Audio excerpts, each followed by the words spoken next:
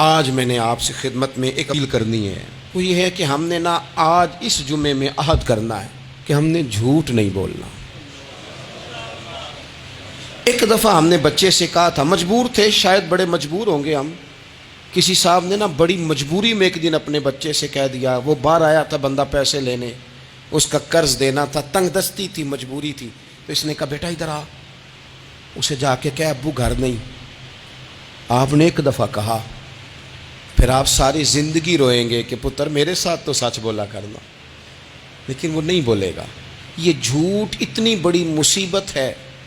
عورت اپنے شوہر سے کہتی ہے پیسے تھوڑے دے دیا کر، جوڑے ایک میں گزارا کر لوں گی، میرے ساتھ سچ تو بولنا، وہ سچ تو بول۔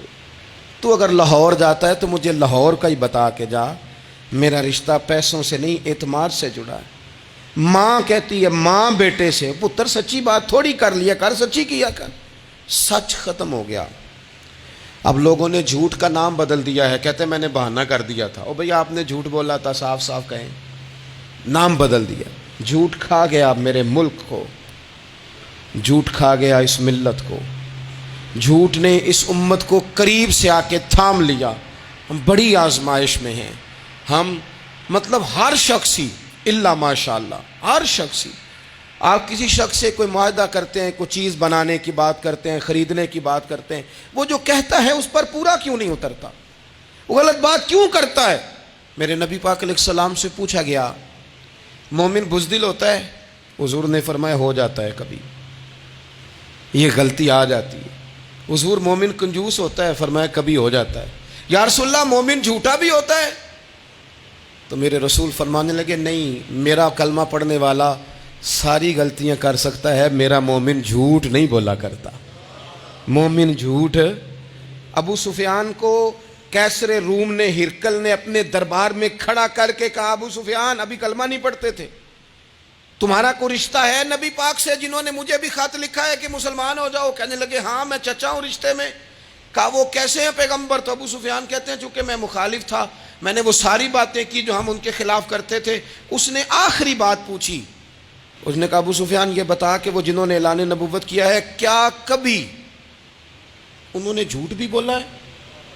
تو ابو سفیان کہتے ہیں کہ ایک منٹ کے لیے میں نے کہا کہہ دوں، مخالفت تھی نا، تو پھر میں نے سوچا یہ تو عرب کی وزاداری کے خلاف ہے، عرب میں سے تو کوئی جھوٹ بولنا پسند ہی نہیں کرتا، اور پھر میں اگر حضور کو معاذ اللہ جادوگر شاعر کہوں گا تو شاید کسی کو ایک منٹ کے لیے متوجہ کر سکوں، اور نبی پاک نے جھوٹ بولا ہے، یہ تو مانے گا ہی کوئی نہیں۔ کہتے ہیں بادشاہ نے پھر زور دے کے کہا سردار بتاتے کیوں نہیں، کیا کبھی انہوں نے جھوٹ بھی بولا ہے؟ تو ابو سفیان کہتے ہیں میرے ہاتھ میں چھڑی تھی، میں نے زور سے زمین پہ ماری، میں نے کہا وہ میرے رشتے میں بھتیجے ہیں، میری سخت مخالفت ہے، میں ان کے خلاف میدانوں میں نکلتا ہوں، جنگیں لڑتا ہوں، کبھی وہ غالب آتے ہیں کبھی ہم آتے ہیں، لیکن میرے سامنے وہ پیدا ہوئے، میں نے ماں کی گود میں بھی دیکھا، دادا کے کندھوں میں بھی دیکھا، چچا کے گھر میں بھی دیکھا، سیدہ خدیجہ الکبریٰ کا دولہا بنے بھی دیکھا، ان کی 4 بیٹیاں ان کی گود میں کھیلتے دیکھی، اعلان نبوت کرتے دیکھا، لوگوں کو مخالفت کرتے دیکھا، میرے سامنے ان کے مقدس بال سفید ہوئے، میرا اختلاف اپنی جگہ پر بادشاہ میں قسم اٹھا کے کہہ سکتا ہوں اس محبوب کی زبان سے جب بھی نکلا ہے حق اور سچ نکلا ہے۔ اسیر دشمن کی چاہ میں بھی، وہ مخالفوں کی نگاہ میں بھی امی ہے، صادق ہے، معتبر ہے، میرا پیغمبر عظیم تر ہے، میرا پیغمبر عظیم تر ہے، میرا پیغمبر عظیم تر ہے۔ جھوٹ نہیں کبھی حضور نے بولا۔